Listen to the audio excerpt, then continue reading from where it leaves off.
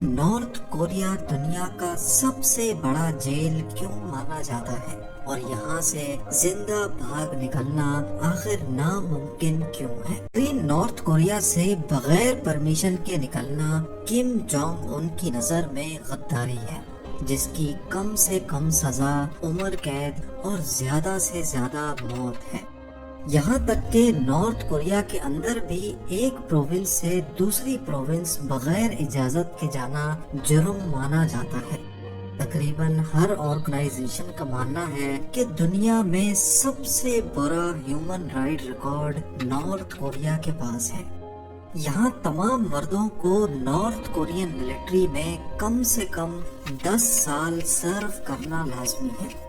Free speech जैसी कोई चीज यहाँ मौजूद नहीं और जो भी मीडिया है वो स्टेट के कंट्रोल में है।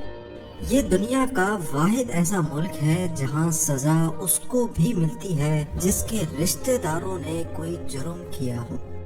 2009 में यहाँ 2 साल के बच्चे को भी उम्र कैद की सजा सुनाई गई, सिर्फ इस वजह से कि उसके पेरेंट्स के पास से बाइबल की किताब मिली थी। क्योंकि नॉर्थ कोरिया में किसी रिलीजन को फॉलो करना भी जुर्म माना जाता है। यहाँ बाहर की दुनिया से किसी फॉरेनर का आना भी काफी मुश्किल है और अगर किसी फॉरेनर को यहाँ आने की परमिशन मिल भी जाए तो उसके पूरे ट्रिप के दौरान साए की तरह उस पर नजर रखी जाती है और उसको सिर्फ उन्हीं जगहों पर लेके जाया जाता है जहाँ सिर्फ वो कुछ देखने को मिले जो हुकूमत दिखाना चाहती है। कई मर्तबा तो फॉरेनर्स को भी मार दिया जाता है अगर वो नॉर्थ कोरिया में कोई भी ऐसी हरकत करें जो लोकल लॉ के खिलाफ हो, जैसा कि ऑटो एम्बियर के साथ हुआ था। ये यूएस सिटीजन थे जिन्होंने 2015 में नॉर्थ कोरिया विजिट किया था। 2016 में इनको तब अरेस्ट किया गया जब उन पर इल्जाम लगाया गया कि उन्होंने अपने होटल रूम से गवर्नमेंट का प्रोपेगेंडा पोस्टर हटाया है।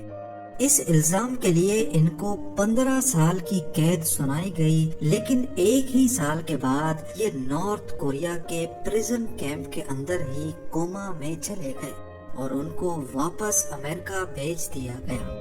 वापस अमेरिका पहुंचने के कुछ ही दिनों के बाद ये उन जख्मों की ताब न लाते हुए चल बसे जो इनके ब्रेन पे लगी थी। नॉर्थ कोरिया में इनके साथ क्या सलूक किया गया ये आज तक किसी को भी मालूम नहीं है। इसी सब के नतीजे में ऐसा माना जाता है कि नॉर्थ कोरिया एक बहुत बड़ा जेल है जहां लोग आजाद रहकर भी गुलामों की सी जिंदगी गुजारते हैं। यही वजह है कि नॉर्थ कोरिया के लोग यहाँ से भागने की हर मुमकिन कोशिश करते रहते हैं, लेकिन ऐसा करना किसी भी सूरत में आसान नहीं है और इसकी सबसे बड़ी वजह नॉर्थ कोरिया की जियोग्राफी है। नॉर्थ कोरिया के वेस्ट पे येलो सी जबकि ईस्ट पे सी ऑफ जापान लगता है, जहां नॉर्थ कोरियन नेवी का इतना सख्त पहरा रहता है कि किसी भी इलीगल बोट का करीब आना भी पॉसिबल नहीं है। इसके साउथ में साउथ कोरिया है जो कि नॉर्थ कोरिया के सबसे बड़े दुश्मनों में से एक है। इसी वजह से इसके करीब समंदर में पहरा बहुत ज्यादा सख्त रहता है। नॉर्थ कोरिया से भागने वालों के पास साउथ कोरिया से अच्छा ऑप्शन और कोई नहीं है। वो इसलिए नहीं क्योंकि साउथ कोरिया एक बहुत ही डेवलप्ड और फ्री कंट्री है, बल्कि उसका रीजन ये है कि साउथ कोरिया तमाम नॉर्थ कोरियंस को अपना ही सिटीजन मानता है। यानी नॉर्थ कोरियन आर्मी से बचकर अगर कोई ये लाइन क्रॉस करने में कामयाब हो जाए तो ये कदम उसकी जिंदगी बदल सकता है, लेकिन सिर्फ तब जब वो जिंदा पहुंचने में कामयाब हो। क्योंकि नॉर्थ कोरिया ने अपने इस बॉर्डर पे इतनी ज्यादा आर्मी बिठाई हुई है कि यहाँ से इंसान तो क्या कोई परिंदा भी बॉर्डर क्रॉस करने से पहले 100 बार सोचेगा। ये वीडियो 2017 की है जब एक नॉर्थ कोरियन सोल्जर तेजी से अपनी जीप साउथ कोरिया की तरफ लेके जा रहा था। بارڈر گارڈ کو معلوم پڑا تو انہوں نے اس کو چیز کیا اور اس پر فائر کھول دیے۔ وہ اپنی جیپ چھوڑ کر بارڈر کی طرف بھاگا، لیکن نارتھ کورین سولجرز نے اس پر کئی فائر کیے۔ خوش قسمتی سے وہ ساؤتھ کوریا میں انٹر تو ہو گیا، لیکن کئی گولیاں اپنے جسم پر کھانے کے بعد۔ اس کے بعد شام کو ساؤتھ کورین سولجرز آئے اور اس کو گھسیٹ کر اپنی حفاظت میں لے لیا۔ ایسے ہی کئی اٹیمپٹس نارتھ کورین سیویلینز نے بھی کیے ہیں، جن میں سے زیادہ تر تو موقع پہ ہی مارے گئے، پر جو ساؤتھ کوریا آنے میں کامیاب ہوئے وہ بھی گولیوں کے زخموں کی وجہ سے زیادہ وقت زندہ نہ رہ سکے۔ نارتھ کوریا سے ڈائریکٹلی ساؤتھ کوریا بھاگنا اپنی موت کو دعوت دینے جیسا ہی ہے، کیونکہ اس بارڈر پہ نارتھ کوریا نے قریب 7,50,000 سولجرز ڈپلوائے کر رکھے ہیں۔ اس کے علاوہ بارڈر کے قریب باربڈ وائرز، فینسز اور لینڈ مائنز بھی لگائی گئی ہیں۔ ساؤتھ کوریا میں انٹر ہونے کا دوسرا اور ہسٹوریکل طریقہ یہاں کے ناردرن بارڈر سے بھاگنا ہے۔ نارتھ کوریا کے نارتھ میں سب سے بڑا بارڈر چائنا اور تھوڑا سا حصہ رشیا کو بھی لگتا ہے۔ یہ طریقہ کمپیریٹیولی آسان تو ہے، لیکن مشکلات سے کم ہرگز نہیں ہے، کیونکہ نارتھ کوریا کو چائنا اور رشیا کی طرف سے حملے کا خدشہ نہیں ہے۔ اسی وجہ سے ان بارڈرز پہ ان کی ملٹری ڈپلائمنٹ بھی کم ہے، پر یہ پورا 1300 کلومیٹر کا بارڈر خطرناک پہاڑوں اور جنگلات سے بھرا ہوا ہے۔ اس کے علاوہ چائنا کے ساتھ نارتھ کوریا کا بارڈر زیادہ تر ٹیومن اور یالو ریور کے ساتھ ساتھ چلتا ہے، یعنی اگر کوئی ڈیفیکٹر چائنا بارڈر تک پہنچ بھی جائے تو ریور کراس کرنے کا چیلنج اس کو فیس کرنا ہوگا۔ اس کے لیے ڈیفیکٹرز اور اسمگلرز سردیوں کا ویٹ کرتے تھے جب دونوں ریورز فریز ہو جاتی تھی، اور وہ سمپلی اس کے اوپر سے چل کر بارڈر کراس کرتے تھے۔ اسی طرح یہ طریقہ سخت گرمیوں میں بھی کام کر جاتا تھا، جب دریا کا لیول بہت کم ہو جاتا ہے۔ چائنا یا رشیا پہنچنے پر ڈیفیکٹرز کے لیے خطرہ ابھی ٹلتا نہیں تھا، کیونکہ نارتھ کوریا کی چائنا اور رشیا کے ساتھ ملٹری الائنس تھی، جس کا مطلب ہے کہ اگر انہوں نے کسی نارتھ کورین ڈیفیکٹر کو اپنی زمین سے پکڑا تو وہ اس کو سیدھا نارتھ کوریا کے حوالے کر دیتے تھے، اور پھر جو نارتھ کوریا ان کے ساتھ حشر کرتا تھا اس کا اندازہ لگانا مشکل نہیں ہے۔ لہٰذا چائنا اور رشیا پہنچنے پر ان کا کام ختم نہیں ہوتا تھا، بلکہ ان کو اب یہاں سے بھی بھاگ کر کسی اور سیف کنٹری میں جانا ہوتا تھا۔ چائنا کے ساؤتھ میں میانمار اور لاؤس ہیں، پر یہ دونوں کنٹریز بھی نارتھ کورین ڈیفیکٹرز کو اپنی ٹیریٹری سے پکڑ کر واپس نارتھ کوریا ہی بھیج دیتی تھی۔ لہٰذا اب آپشن بچتا تھا تھائی لینڈ، ویتنام اور منگولیا، جن کا ڈائریکٹ بارڈر چائنا کے ساتھ لگتا ہے۔ یہ ایک طرح سے ڈیفیکٹرز کے لیے سیف کنٹریز مانی جاتی تھی، کیونکہ جیسا کہ آپ نے جانا کہ ساؤتھ کوریا تمام نارتھ کورینز کو بھی اپنا ہی سٹیزن مانتا ہے، اسی لیے یہ تینوں کنٹریز نارتھ کورین ڈیفیکٹرز کو واپس نارتھ نہیں بلکہ ساؤتھ کوریا بھیج دیتی تھی۔ تو ڈیفیکٹرز کا پلان یہ ہوتا تھا کہ وہ پہلے چائنا یا رشیا میں انٹر ہو کر تھائی لینڈ، ویتنام یا منگولیا کا رخ کریں، اور پھر وہاں پہنچ کر اپنے آپ کو والنٹیئرلی اتھارٹیز کے سامنے سرنڈر کر دیں، اور وہاں سے ان کو جہاز میں بٹھا کر ساؤتھ کوریا بھیج دیا جاتا تھا، جہاں وہ اپنی نئی زندگی کی شروعات کر پاتے تھے۔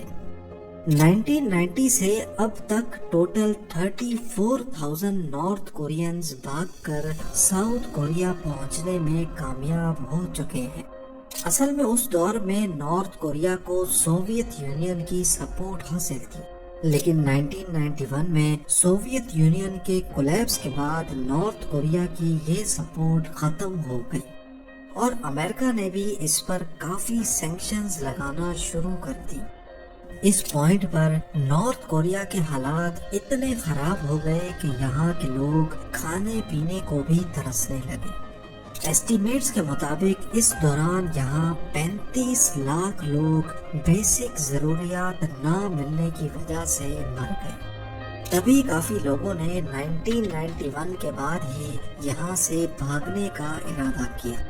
ہر گزرتے سال نارتھ کوریا سے بھاگنے والوں کی تعداد بڑھتی ہی چلی گئی، یہاں تک کہ قحط سالی ختم ہو جانے کے بعد بھی ڈیفیکٹرز کا سلسلہ بڑھتا ہی چلا گیا، اور 2009 میں ریکارڈ ڈیفیکٹرز نوٹس کیے گئے جن کی تعداد 3000 تک پہنچ چکی تھی۔ 2010 اور 2011 میں بھی ڈیفیکٹرز کی تعداد زیادہ ہی رہی، لیکن پھر 2012 کی اسٹارٹنگ میں کچھ ایسا ہوا جس کی وجہ سے ڈیفیکٹرز کی تعداد اچانک سے 50% کم ہو گئی۔ وہ شخص جس نے 1994 کے بعد سے نارتھ کوریا کو رول کیا تھا وہ چل بسا، اور اب گدی سنبھالنے کی باری تھی اس کے بیٹے کم جونگ ان کی۔ پاور میں آتے ہی کم جونگ ان نے سب سے پہلے اسمگلنگ اور دیش سے بھاگنے والوں کے خلاف گھیرا تنگ کیا۔ پورے ناردرن بارڈرز پہ سگنل جیمرز انسٹال کیے گئے اور انٹیلیجنس مانیٹرنگ کو بھی کافی بڑھا دیا گیا۔ بارڈر پہ فینس لگا دی گئی اور ملٹری پیٹرولنگ بھی بڑھا دی گئی۔ اس کے علاوہ کم جونگ ان نے رشیا اور چائنا کے ساتھ بھی معاملات طے کیے کہ وہ بھی اپنی سائڈ پہ زیادہ سختی بنا کر رکھیں۔ اس کے نتیجے میں چائنا نے بھی پورے بارڈر پہ سرویلنس سسٹم لگا دیا۔ انہی چینجز کی وجہ سے نارتھ کورین ڈیفیکٹرز کا اب چائنا میں جانا کافی مشکل ہو گیا تھا، اور اب جو بروکرز ان ڈیفیکٹرز کی نارتھ کوریا سے بھاگنے میں مدد کرنے کے بدلے میں پیسے لیا کرتے تھے، انہوں نے بھی اپنے ریٹ کافی حد تک بڑھا دیے۔ 2007 میں جو چائنیز بروکرز یہ کام $2000 میں کیا کرتے تھے، سختی ہونے کے بعد 2017 میں انہوں نے ایک ڈیفیکٹر سے $15,000 لینا شروع کر دیے۔ زیادہ تر نارتھ کورینز جن کی سالانہ انکم ہی $2000 کے ایکویلنٹ ہے، ان کے لیے اب اتنی زیادہ رقم اکٹھا کرنا ناممکن ہو چکا تھا۔ یہی وجہ ہے کہ 2012 کے بعد سے، یعنی کم جونگ ان کے پاور میں آنے کے بعد سے، ہر گزرتے سال ڈیفیکٹرز کی تعداد کم ہوتی گئی، اور 2019 میں صرف 1000 ڈیفیکٹرز ہی یہاں سے بھاگنے میں کامیاب ہو سکے۔ لیکن پھر 2020 میں کچھ ایسا ہوا جس سے اب نارتھ کوریا سے بھاگنا قریب امپاسبل ہو گیا ہے۔ 2019 کے اینڈ میں جب چائنا میں پہلا کووڈ-19 کا کیس بنا تھا، اس کے 2 مہینے کے بعد نارتھ کوریا دنیا کی پہلی کنٹری تھی جس نے اپنے تمام بارڈرز کو پوری طرح سے بند کر دیا، کیونکہ وہ نہیں چاہتے تھے کہ کووڈ کا ایک بھی کیس کبھی نارتھ کوریا تک پہنچ سکے۔ نارتھ کوریا میں کسی بھی میڈیم سے جانے اور باہر نکلنے پر پوری طرح سے پابندی لگا دی گئی۔ ایسا کرنا نارتھ کوریا کے لیے ضروری بھی تھا، کیونکہ یہاں کی 42% پاپولیشن کو آج بھی صحیح سے کھانا نہیں مل پاتا، یعنی ان کی باڈی میں کووڈ-19 وائرس برداشت کرنے کی طاقت ہی نہیں ہے۔ اس کے ساتھ ساتھ اگست 2020 میں نارتھ کورین ملٹری نے ناردرن بارڈر پیٹرول کو شوٹ ٹو کل کا آرڈر دے دیا، یعنی ان کو فل اتھارٹی دے دی گئی کہ اگر وہ چائنا بارڈر پہ کسی کو جاتے یا آتے دیکھیں تو اسی وقت اس کو گولی مار دیں۔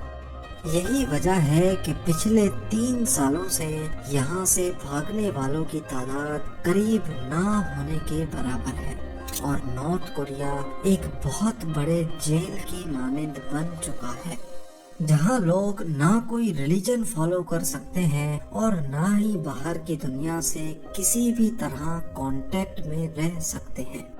गूगल, फेसबुक, यूट्यूब तो दूर की बात, यहाँ पर इंटरनेट भी सिर्फ गवर्नमेंट ऑफिसेज में ही इस्तेमाल किया जाता है और उस पर भी सिर्फ वो वेबसाइट्स खुलती है जो नॉर्थ कोरियन गवर्नमेंट ने ही बनाई है। उनके पास फोन्स तो हैं, लेकिन वो फोन्स लोकली असेंबल्ड हैं, जिनमें ऐसे सॉफ्टवेयर्स इंस्टॉल किए गए हैं जो लोगों की फोन एक्टिविटी को मॉनिटर करते हैं।